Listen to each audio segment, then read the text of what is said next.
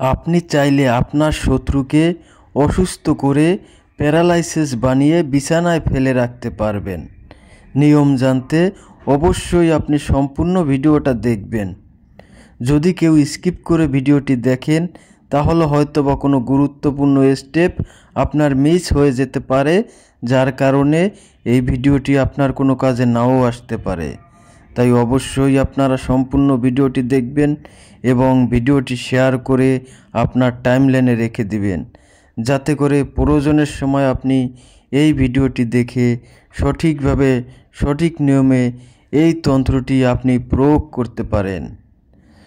তো অনেক সময় দেখা যায় যে আপনার এমন ধরনের কিছু শত্রু থাকে যে তাদেরকে আপনি কোনোভাবেই দুর্বল করতে পারেন না, তাদের সাথে পেরে ওঠা সম্ভব হয় না।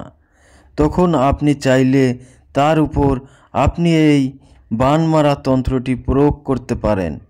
এই বানমারা তন্ত্রটি যদি আপনি তার উপর প্রয়োগ করতে পারেন তাহলে সে মাত্র 7 দিনের মধ্যেই অসুস্থ হয়ে যাবে, সে শুকিয়ে যাবে এবং সে প্যারালাইসিস হয়ে বিছানায় পড়ে থাকবে।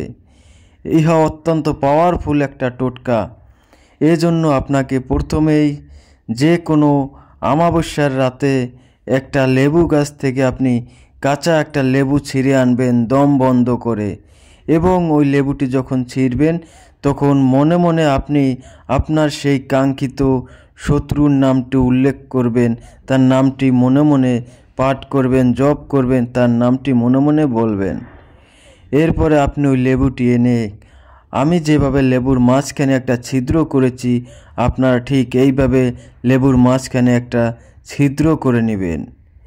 এরপরে কি করবেন, এরপরে আপনারা স্ক্রিনে দেওয়া যে একটা নকশা আছে এই নকশাটা একটা সাদা কাগজে আপনারা মেশকো জাফরান কালি দিয়ে লিখবেন।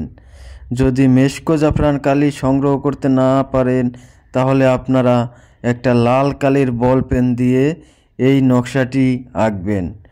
হুবহুব আমি যেভাবে এঁকেছি আপনারা নকশাটি ঠিক এইভাবেই আঁকবেন।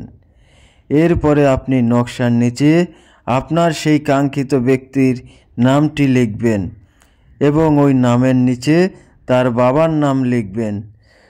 যদি তার বাবার নাম জানা না থাকে তাহলে আপনি তার নাম এবং তার মায়ের নাম লিখবেন, অর্থাৎ ওই শত্রুর নাম এবং তার বাবা অথবা মায়ের নামটি লিখবেন। এরপরে আপনারা সেই নকশাটিকে লেখা অংশটুকু কেটে নেবেন। তারপরে নকশাটা এভাবে ভাঁজ করে ওই যে লেবুর যে ছিদ্রটা করেছিলেন ওই ছিদ্রর মধ্যে লেবুর একেবারে ভিতরে ঢুকিয়ে দিবেন।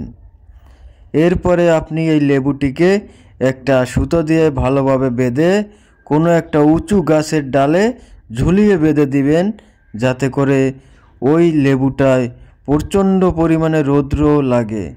আর যখন এই লেবুটায় রৌদ্র লাগবে লেবুটা আস্তে আস্তে ধীরে ধীরে শুকিয়ে যাবে। আর যখন লেবুটা শুকাতে শুরু করবে তখনই আপনার শত্রু ধীরে ধীরে অসুস্থ হতে থাকবে, সে ধীরে ধীরে লেবুর মতো একেবারে শুকিয়ে যাবে, সে বিছানায় পড়ে থাকবে, সে প্যারালাইসিস হয়ে যাবে। ইহা অত্যন্ত পাওয়ারফুল একটা টোটকা। তাই অবশ্যই আপনারা যদি আপনার এমন কোনো শত্রু থাকে যে প্রতিনিয়ত আপনার ক্ষতি করে, অন্যায়ভাবে আপনার উপর অত্যাচার করে, তাহলে আপনারা তার উপর এটি প্রয়োগ করতে পারেন। তবে আমি আপনাদেরকে একটা অনুরোধ করব যে অন্যায়ভাবে কারো ক্ষতি করার জন্য আপনারা এটি প্রয়োগ করবেন না।